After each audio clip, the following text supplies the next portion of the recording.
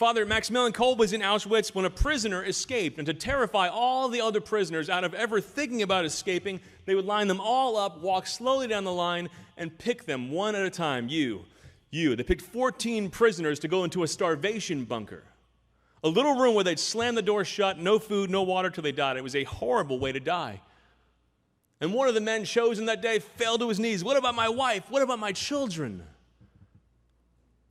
And Father Kolbe stepped out of line, which itself would be a death sentence. He walked right past all the guards, right past the guard dogs, and stood right in front of the man who had all the power and authority and dominance in all the wrong ways in Auschwitz. The commander at Auschwitz.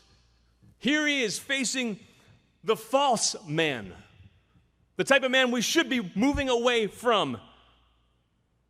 And he said, "What do you want?" "I want to take that man's place." "What are you, crazy?" "I'm a Catholic priest."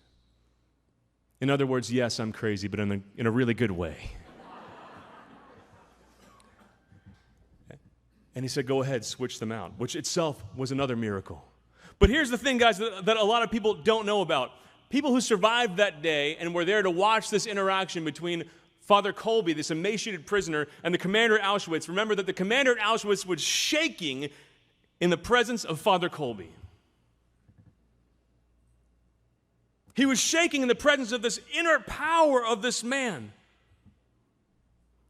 12 days later, by the way, instead of hearing howls of pain, they heard people praising God all week. 12 days later, he was the last one alive. They injected him with carbolic acid. His last act was to bless the men who killed him.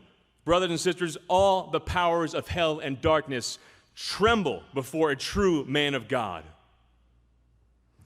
who's dominated all the powers within himself, and because of that is able to make a gift of himself in love.